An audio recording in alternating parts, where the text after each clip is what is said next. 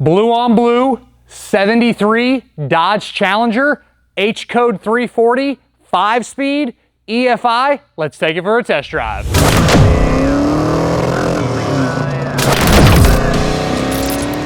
Saturday morning in a 1973 Dodge Challenger. This is an H code car, and H code denotes as a 340. So this is a factory 340 car. It does not retain its original numbers matching 340, but it has a very strong running 1971 model 340, which is great. Awesome motor. When it comes to Mopars, I am a small block guy. I love 340s. The motor that's in this car has definitely had some work done, and it runs extremely well. Unfortunately, I don't know what the internals are, but again, it's stronger than just a stock 340. This one is upgraded with a Tremec 5-speed manual transmission, so it makes highway cruising a whole lot more enjoyable.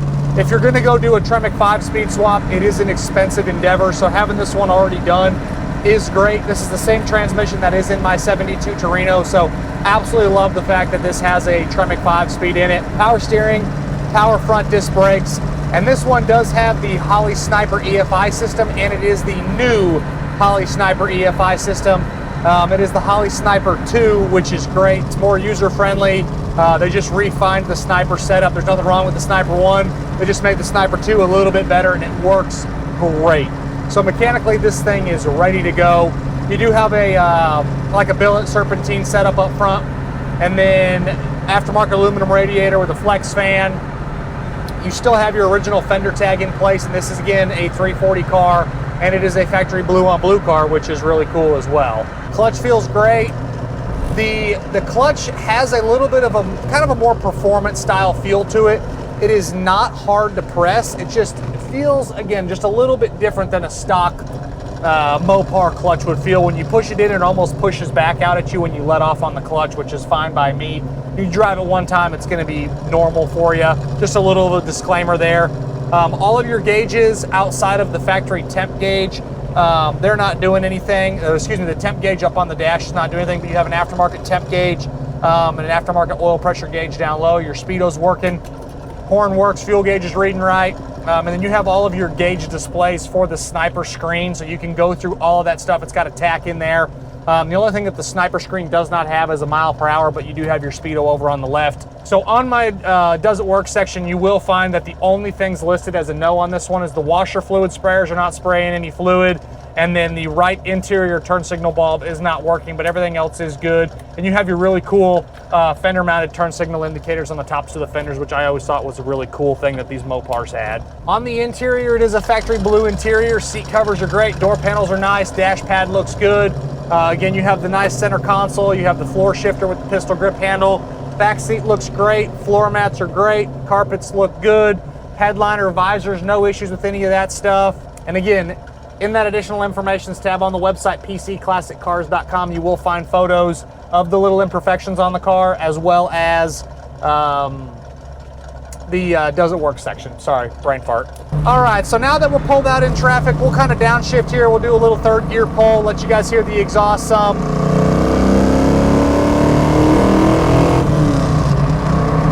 We do have a couple cars in front of us, so we'll have to do a couple more later in the test drive video, but I promise that we'll get in the throttle some.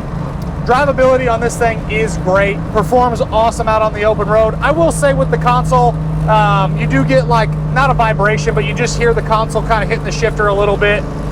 When you're, especially when you're in fourth gear, you go over to fifth, the handle doesn't hit. It's just the very end of it is like the little metal arm for the shifter kind of touches the console just a little bit. You can slide the console back. Oh, there you go, and it's not doing it anymore. So really simple thing there. Underneath is great. Floors are awesome. Very solid car underneath. The frame is great. The torque box area, floors themselves, no issues of any kind underneath. A really, really nice and solid Mopar. Trunk looks good as well. On the exterior, it's code GB5 or B5 Blue. Paint quality is awesome. Shows great. Some small little imperfections, little touch-ups. One little ding on the top of the deck lid in the back. It's very hard to see. The wheel lip moldings have some few little imperfections, and again, just small little touch-ups in the paint. The quality does show well. Doors open and close nice. Hood and deck lid do open and close really well with no issues. Tires and wheels are in good condition. And I actually forgot to note, this is a Challenger that I owned a while ago. I sold to a really good customer of mine out in Colorado. He plays with them for a while. It seems like he upgrades them, makes them better, and then sells them back to me. So I sold him this car a while ago. He's been a great customer of mine. I've probably done a bunch of deals with him. And he had his fun, wanted something different, so that's how I got this one back. Suspension checks out, no shakes, no rattles, doesn't pull you left, doesn't pull you right.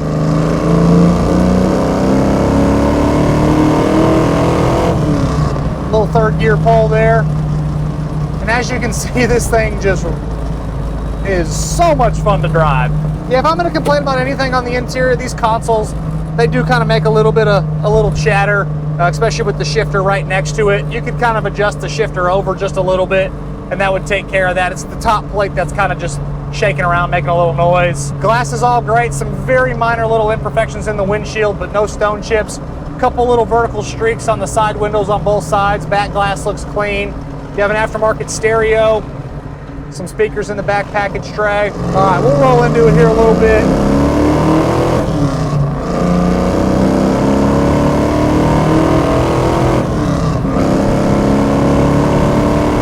Hell yeah, that is a fun car to drive. I love a 340. I love a 5-speed. If I was going to personally own a Mopar, it would be a 340 and it would be a 5-speed like this. It is an absolute blast to drive this car. That exhaust note is awesome. It's got, I believe, Dynamax mufflers, and then tailpipes coming out the back, in the cutouts, in the rear valance. Looks killer. This is done up to look like a 70 RT, obviously being a 73. It's got some styling cues for the earlier Challengers. You got the blackout treatment on the hood. You do have the 70 RT side decal on the side. I think it looks great with the B5 blue. Maybe add a rear wing if you want to. I'm always a huge fan of that when it comes to a Challenger, but that's personal preference. Really nothing to do on this car other than maybe add some AC at some point. But it's already got a ton of money spent on the EFI system. It's a solid car. It's a great looking car. It drives awesome. You already have the 5-speed. Just nothing to really complain about on this one.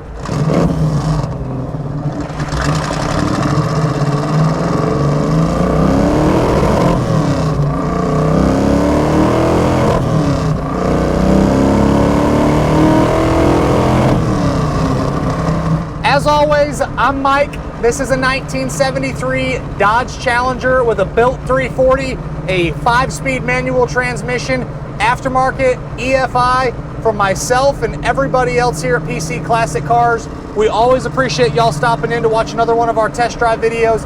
Make sure you check out the additional information tab on the website, pcclassiccars.com. Check out the content across all of the social platforms, and we'll catch you guys on the next video. Thanks again for watching.